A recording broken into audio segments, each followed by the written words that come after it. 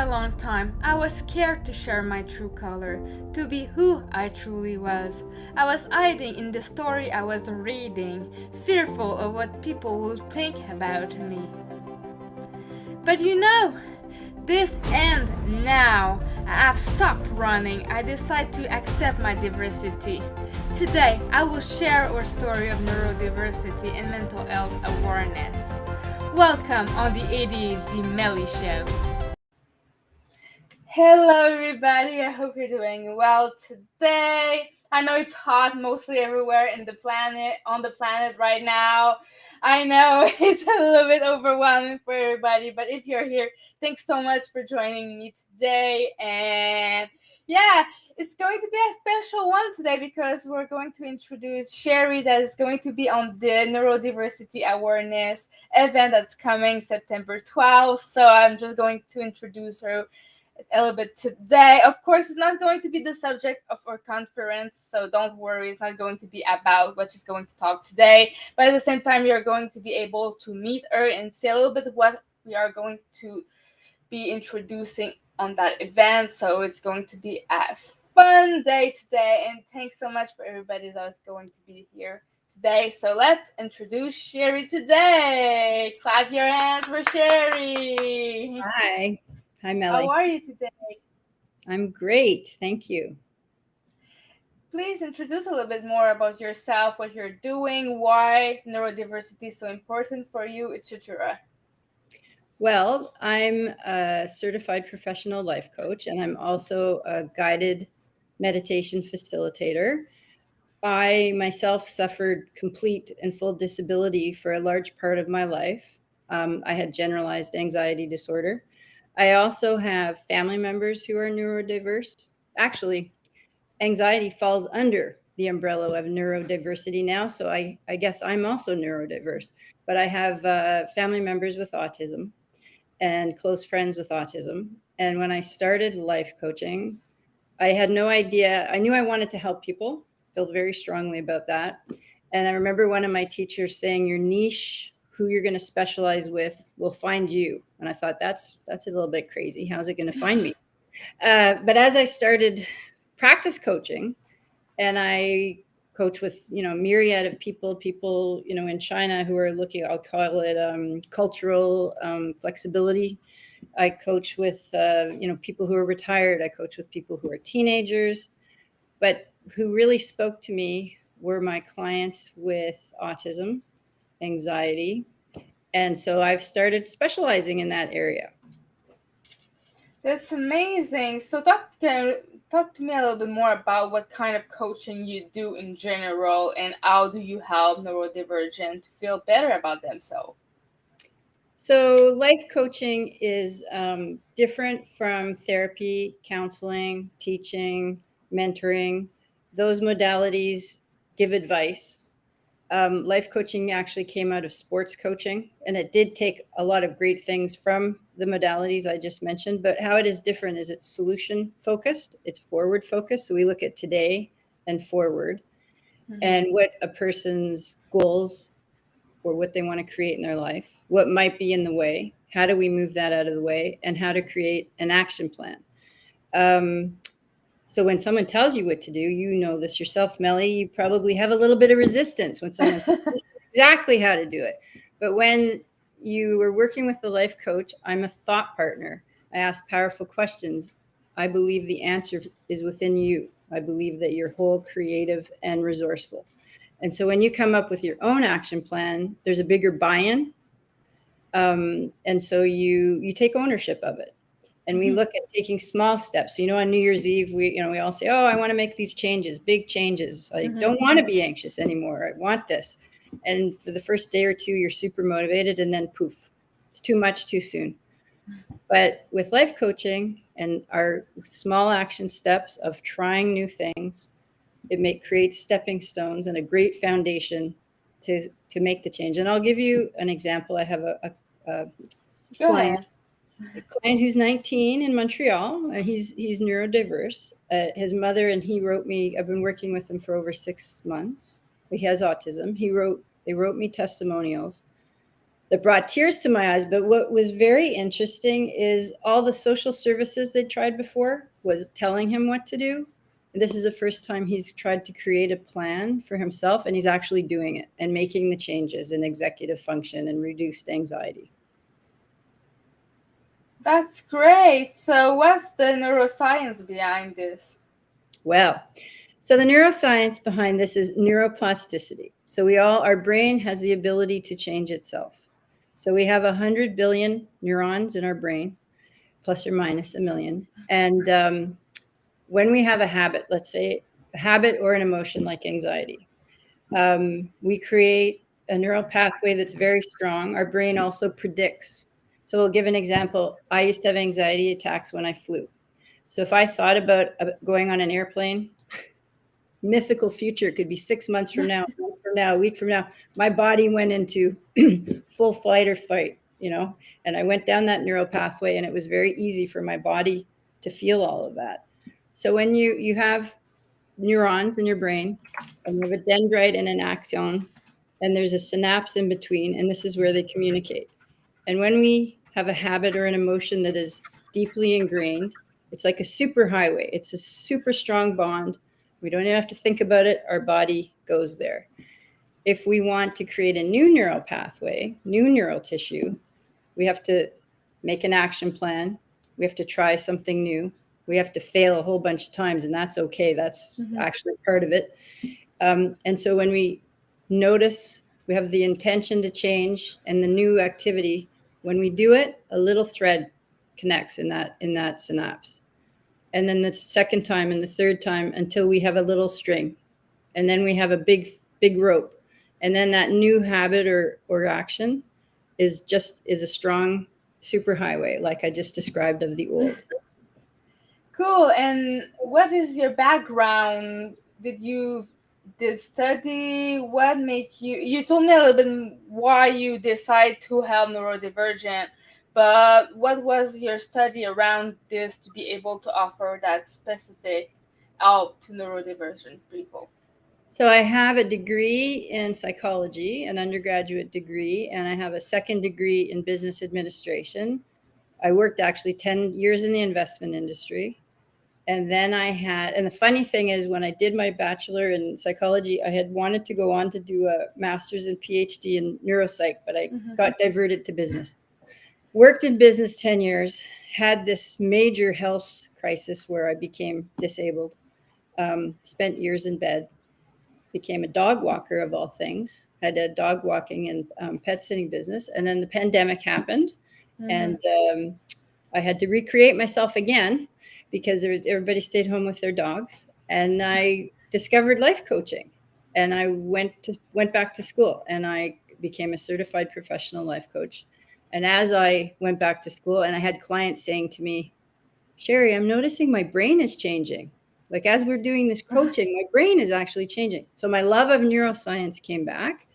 And with the neurodiverse clients that I was loving so much, I decided to specialize, and I went back to school again to do a neuroscience course related to life coaching. And I also went back to school to become a guided meditation facilitator because I saw in my coaching, I do visualization. So just like a professional athlete, an Olympic athlete, when they're preparing for an event, they visualize it in their brain multiple times so that when they get to the event, their brain doesn't know that they haven't done it before because in their brain they've done it. I could see the power of visualization in my coaching, and that's why I decided to become a guided meditation facilitator, to learn more about that and be able to offer that relief and I'd say relaxation to my clients. So go ahead. Well, it's a stress relief. I've noticed when 80% of the population right now is suffering from anxiety after the pandemic. So it's a relief to visualize and to have a guided meditation. It actually can calm you down. So what do you expect from the future for your business? Well, I'm going to continue doing what I'm doing in coaching neurodiverse people and neurotypical people. And I'm going to be offering some retreats for meditation and anxiety. Right now, I do one-on-one coaching via Zoom, and I coach people all over the world. But I would actually like in September to start doing some groups for teenagers with autism, different groups with young adults. So we 6 to 8 people have a Zoom meeting. So it's not private, but it's not overwhelmingly public, as ways for people to start exploring some of these coaching tools. So what is mindfulness? What's the difference with that and meditation? So mindfulness is noticing. So let's talking about anxiety.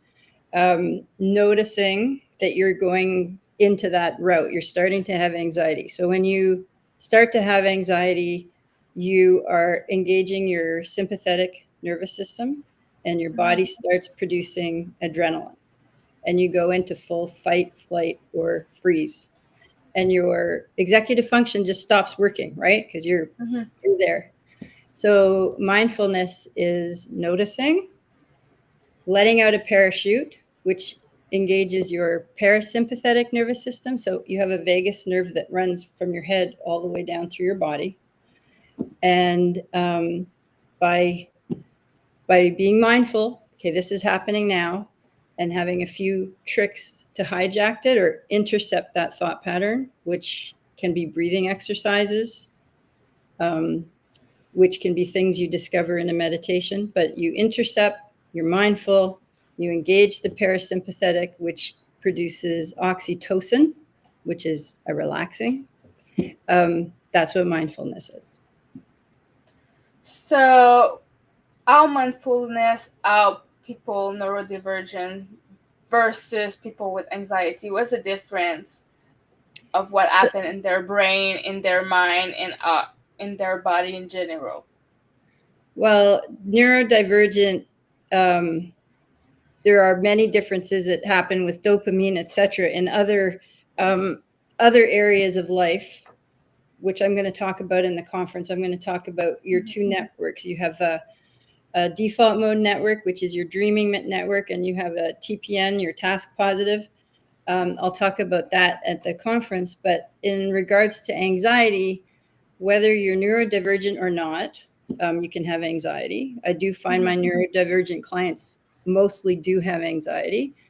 In regards to mindfulness and some of the breathing exercises I use and meditation, a lot of people who are neurodivergent don't think they can do it because your mind's kind of all over the place.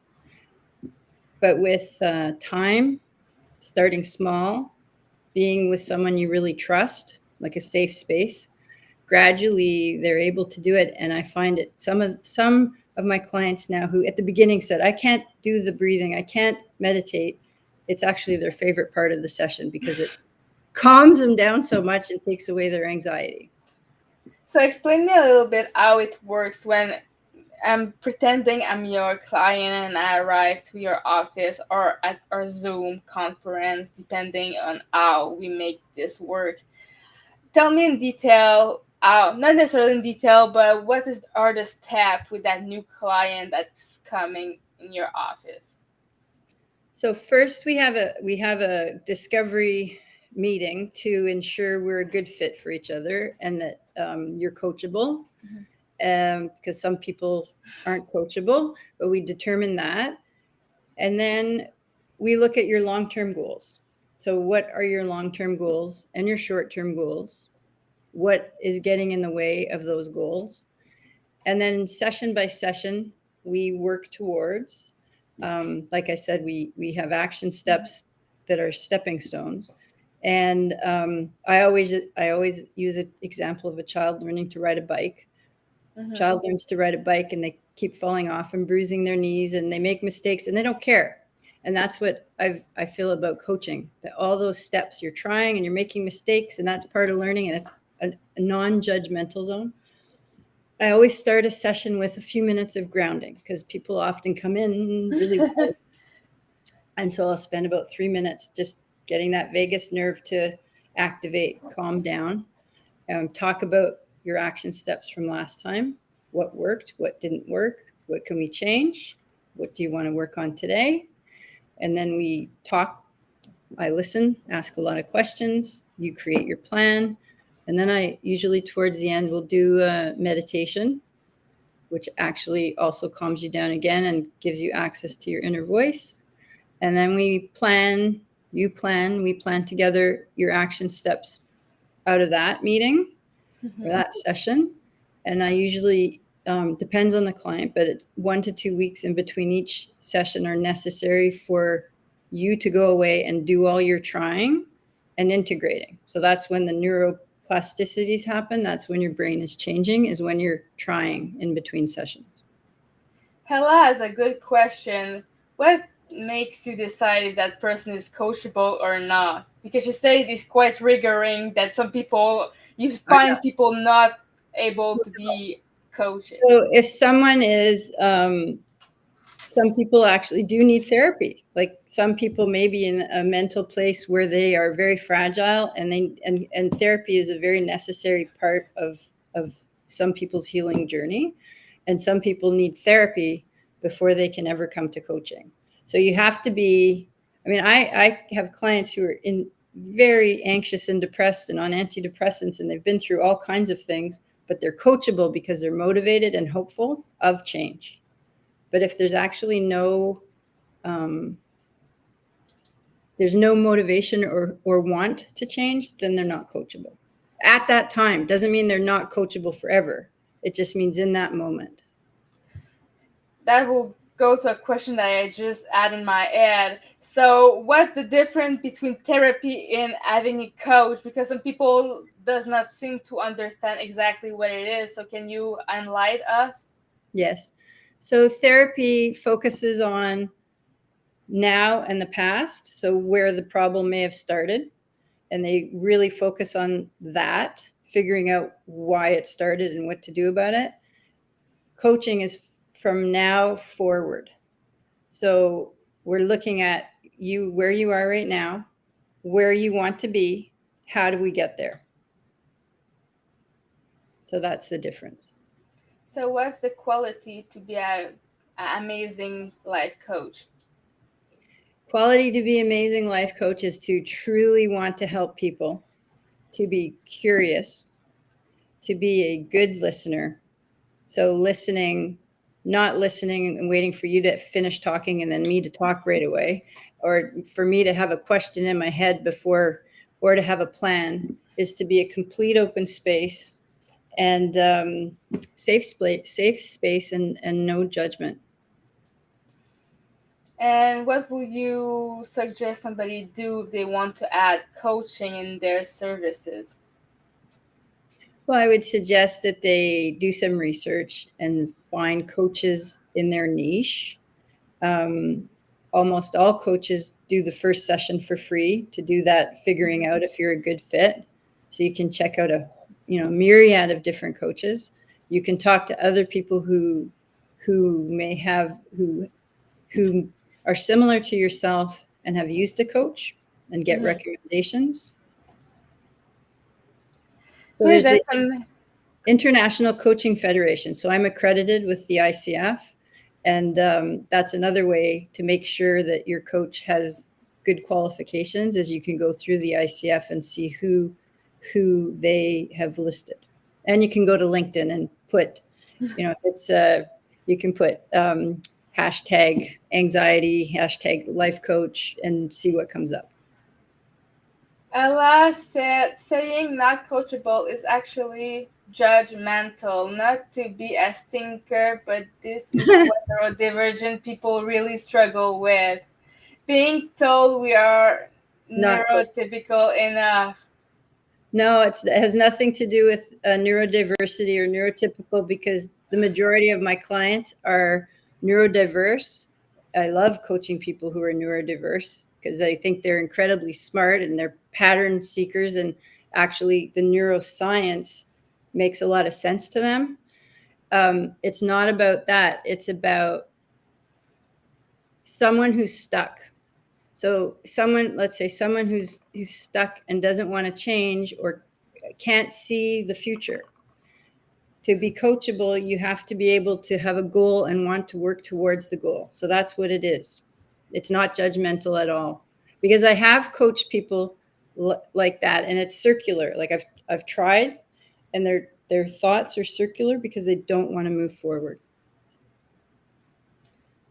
So you said that you decided to coach, like you said before. I always repeat because some people arrive and stuff like that. And if you listen to the podcast directly in audio, I'm sorry about that, because we are live stream right now, and I always try to make everyone feel good, etc. So of course my show is not for everybody. I'm sorry if that subject is not for you, but we are all every Friday, and we are here to learn about new people in the neurodiversity aspect of, so every week we have a new person. So maybe this one she's not for you, but come back next week. Maybe there's going to be a subject that's going to touch you a little bit better. Ella, I'm sorry about that this is not what you expected for today, but that's how it is when we are in live, and every people is different, and it's totally okay, and some people is going to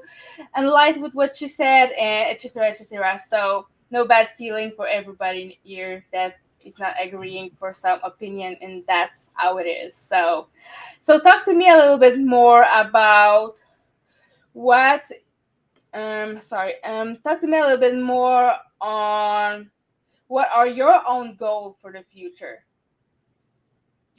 My own goals for the future is to help as many people as possible get out of it, because I suffered, as I said, for years with anxiety, and I know how debilitating it is.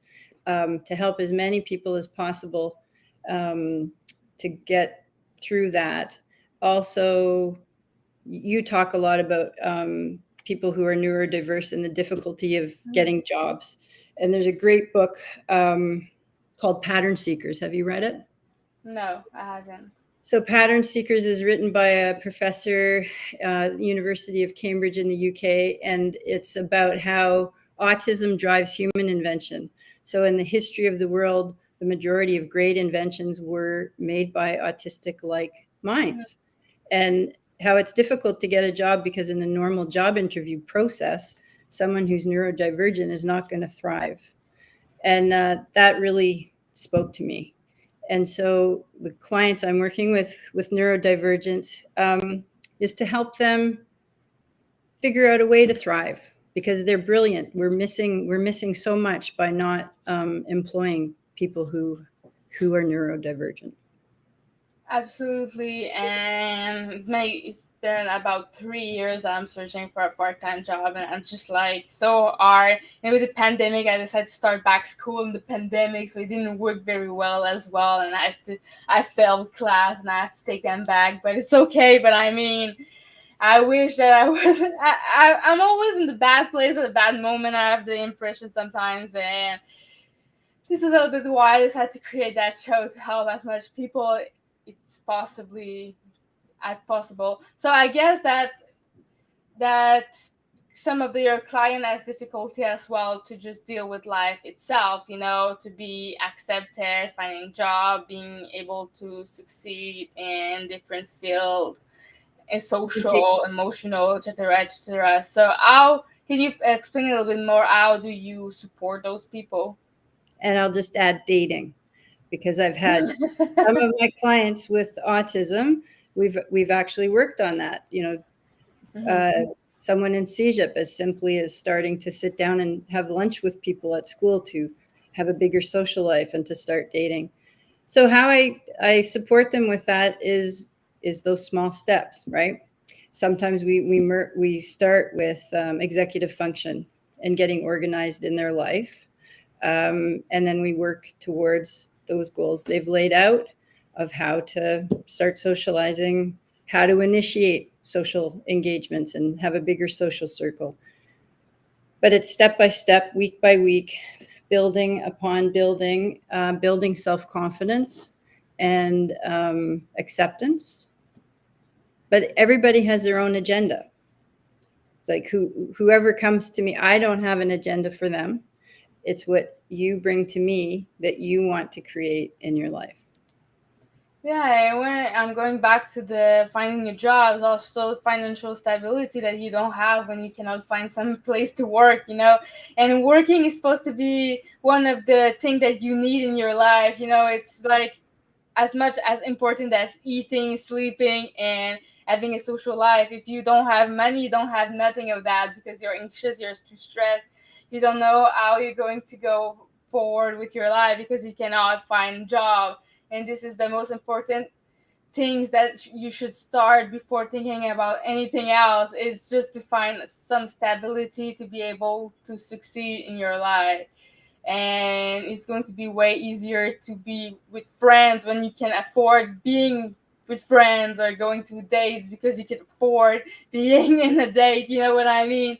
Yep. So I think this is the main problem that neurodivergent have, because of their neurodivergent, and because employer too scared of taking time to listen to them and having some helping them, finding solutions for them to be inclusive, and having close space for us to be able to work. And these things mostly cost nothing for business, what we need. And we are going to be way more productive if you give it to us. And it costs a lot of money to fire somebody and hire somebody else. So why not just taking the time to teach that person properly what they need to do in their workplace? No, you cannot just fire people each week. It doesn't work like that if you want to just being able to have some work done, right? Mm-hmm. Absolutely. And to speak to that, there's actually life coaches that are working with some companies are realizing the value of their neurodiverse employees. NASA, if you read the book that I just talked about, Pattern Seekers, they know people with autism are great systemizers and great employees for what NASA needs. Google as well. So more and more companies with in-house life coaches are using the life coaches to help everything fit and work well, because they know the value of those employees. And then my job, I'm not working in the companies, but with my job working with the neurodiverse one-on-one life coaching, is to help create the plan, but also with the mindfulness and meditation and visualization to calm down the nervous system so that your executive functioning works properly and you can create plans to do things. Yeah, absolutely. And it's hard sometimes to just getting motivated, because it's not only the lack of dopamine in our brain that make us not doing anything or being having a hard focus, also the anxiety of not doing the work properly and fail again and again and again and again because you're used. One time I was working at a subway and the manager screamed at me to fire me in front of everybody. So that breaks the mind, to just getting people not respecting you. And since then I always say I'm never going to work in a restaurant again, because I'm too traumatized to do things like that. So it's also about trauma. So how do you deal with your clients' trauma? Well, I'm not a trauma-informed coach. There is some trauma I can deal with, but this goes back to the not coachable thing. If someone has so much trauma and I know that I'm not equipped to deal with it, I refer them on to, and I always refer people on to someone who's a trauma-informed coach, or if it's deep and I feel they need a therapist, I would refer them on to a trauma-informed therapist. So to end that show, what will you say to end it? You can talk about anything that you want that we haven't talked and you want to add on this show, etc. You have the microphone right now. You can say anything you want. Well, what you and I had talked about a little bit is I had brought 3 simple breathing exercises that people can do to intercept when you feel yourself going into anxiety and your sympathetic nervous system is taking over. And I'll record those and give it to you, Melly, that you can share with your subscribers. And so doing that in the moment, is going to help bring the parachute, the parasympathetic, but also doing it out of the moment. So when you talked about creating that new neural tissue, even when you're not anxious, to practice that mindfulness and breathing helps you in the moment to be able to do it because it's practice. That I have a website, www.sherij.ca, spelled SHERIJAY. Well, it's not a website yet. It's a landing page. It's in progress. That anybody who would like to have an initial complimentary meeting, please reach out. And then I hope to see you all on September 12th at the Neurodiversity Event, which I'm incredibly excited about and so proud of you for putting all of it together. Thanks so much. It's not easy because, like I said, it's about finding a lot of sponsor, and I haven't found everything yet, but it's going to go on the ticket that are going to be sold. And I just want to remember people that is going to be recording exclusively. So if you want to buy a $5 ticket and you cannot come, it's going to be recorded privately. And if this event is going to be put back in the public, it's not going to be before December or even next year. So it's going to be exclusive for a couple of times. So you don't need to worry about that. So please buy a ticket even if you think you're not going to be there. And if you speak only French, vous parlez juste français, il va y avoir des sous-titres en français aussi sur l'enregistrement. Donc vous pouvez écouter et voir le show plus tard. So yeah, I hope that you enjoyed that show, and we see each other next Friday. So have an amazing day, everybody. Goodbye. Bye. Thank you, Melly. You're welcome.